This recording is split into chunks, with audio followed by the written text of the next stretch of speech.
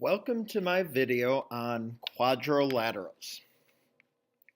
So we are going to be looking at different types of quadrilateral and what makes a quadrilateral. So a quadrilateral is any four-sided figure that does not have a more specific name.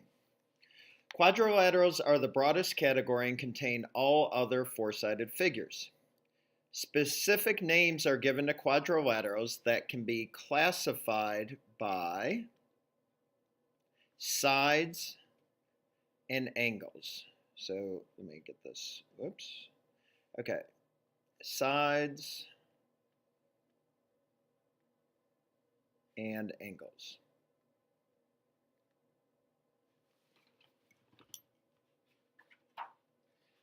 Okay, so what is a parallelogram? A parallelogram is a quadrilateral because it has four sides.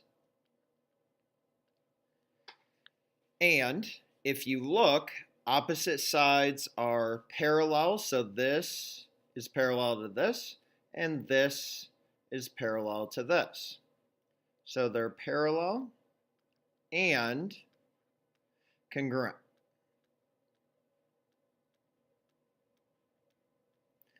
And opposite angles are also congruent.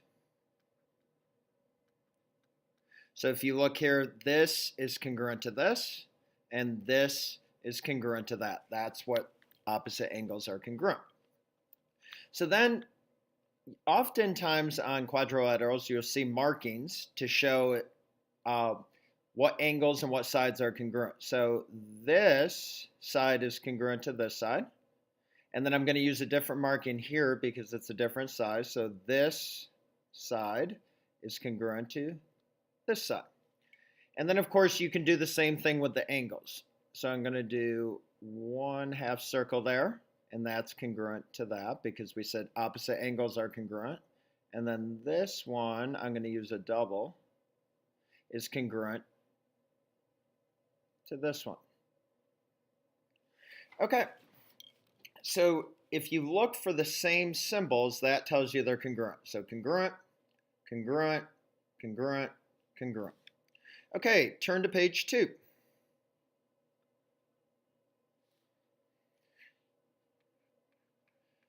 What is a rectangle? Okay, so a rectangle is a parallelogram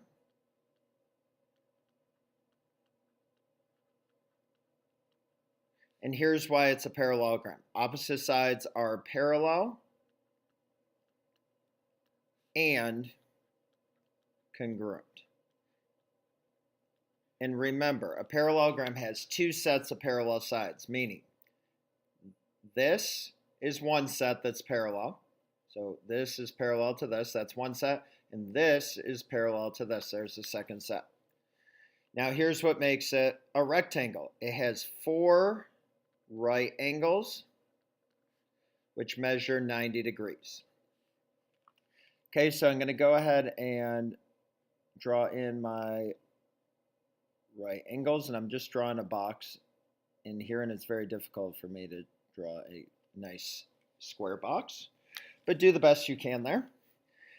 And then I'm going to do my markings. So this side is congruent to this side, and this side is congruent to this side.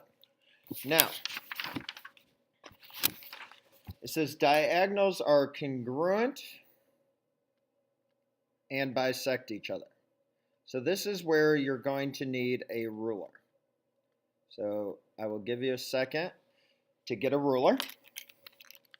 Okay, and we are going to connect the opposite angles. Okay, and we're going to create a diagonal which bisects each other. So I'm going to grab my line tool here, and you're going to use your ruler, and you're going to line up this with this, so draw on that line. And then you're going to line up this and this angle. And now you can see that the diagonals are congruent and they bisect each other. Okay, moving on to a rhombus. And leave that ruler out because we will need it again. So what is a rhombus? Well, a rhombus is also a parallelogram.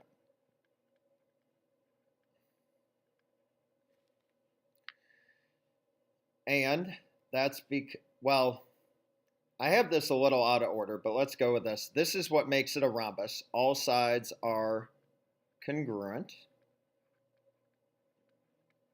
So let's make the markings. One, this side is congruent, and that side is congruent. And notice they all have the same markings, so they're all congruent. Now, opposite sides are congruent. Oh, actually, I always like to say parallel first. Parallel and congruent, sorry.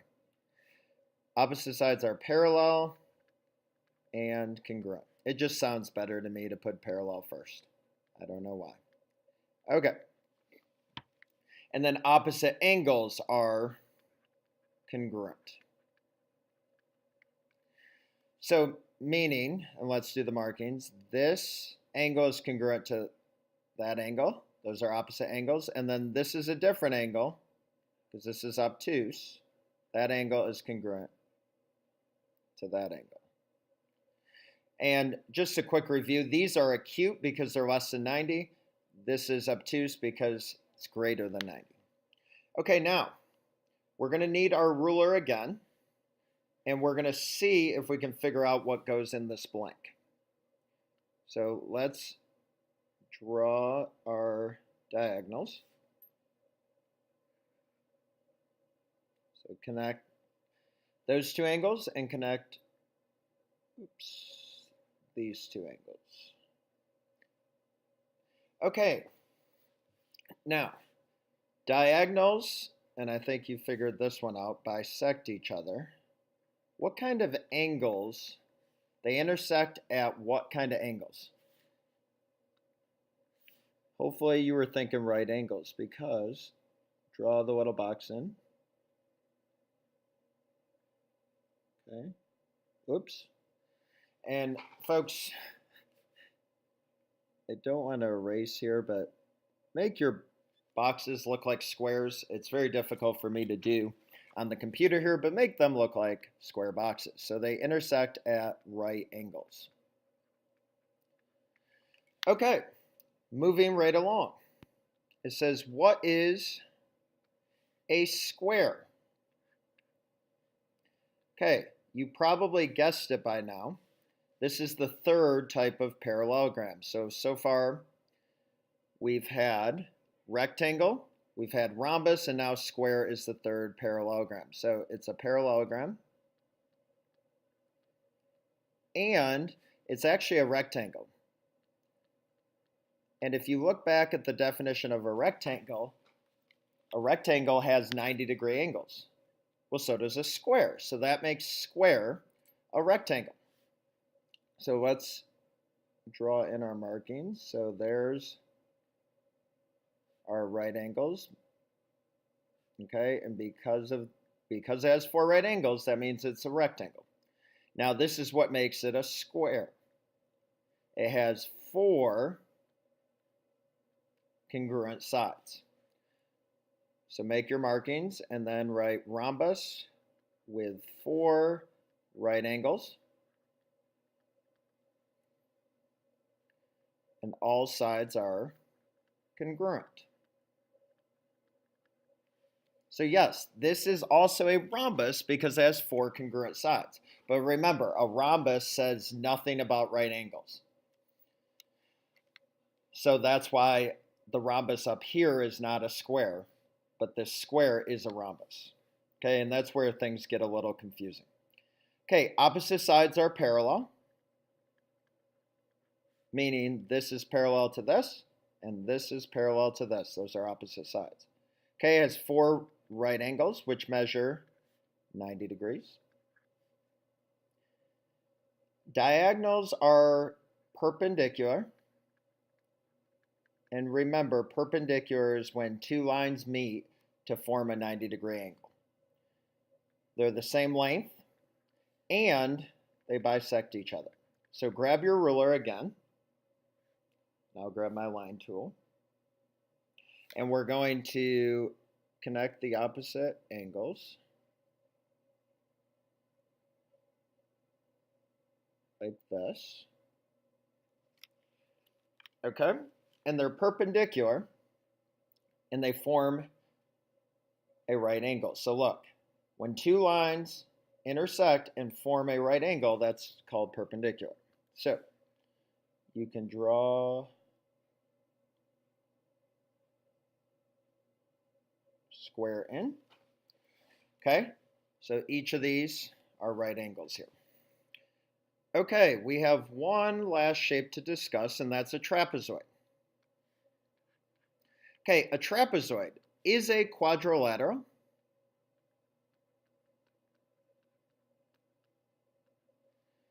with exactly one pair of parallel sides. So remember, parallelogram has two, trapezoid has one pair of parallel sides. Not always, but could have one pair of opposite sides congruent.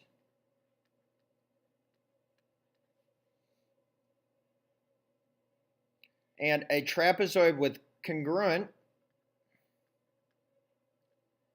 non-parallel sides is called isosceles. So these are non-parallel sides right here, and they're congruent. So we call this an isosceles trapezoid. So let's, trying to think where we can put it. See if you can squeeze it in here, or see if you can write it inside the shape. Wherever you can fit isosceles, I just want you to know that this is isosceles trapezoid. And this one is another type of trapezoid, and we call this a right angle trapezoid because it has two right angles. So right angle trapezoid.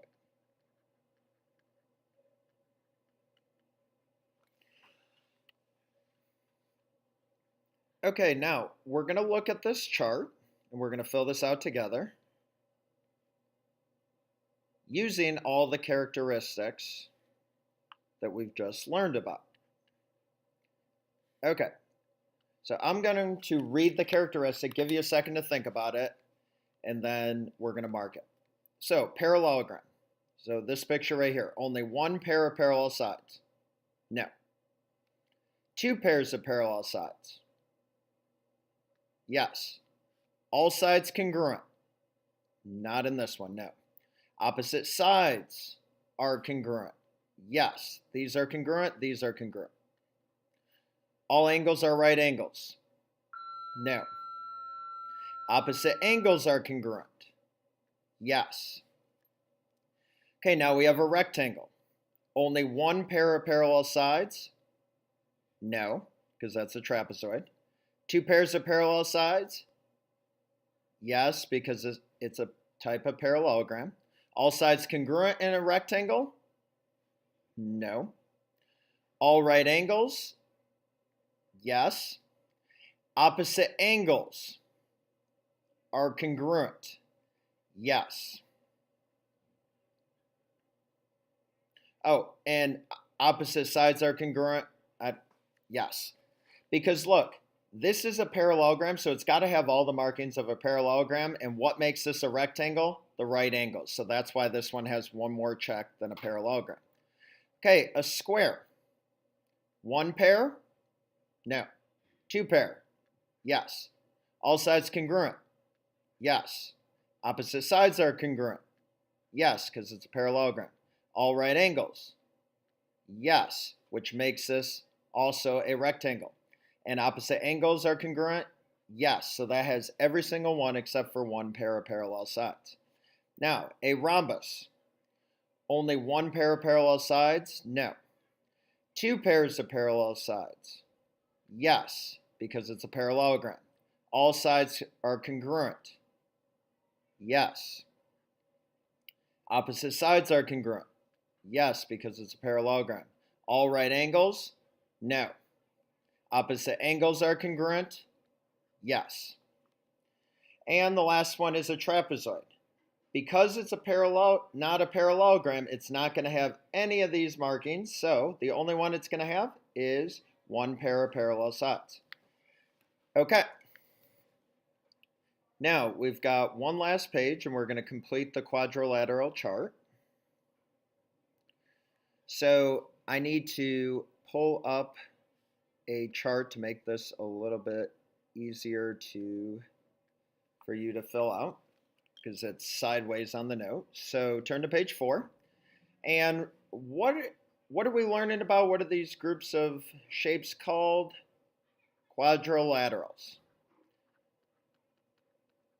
And what was the one shape that we learned about that is not connected to the others? It's kind of by himself.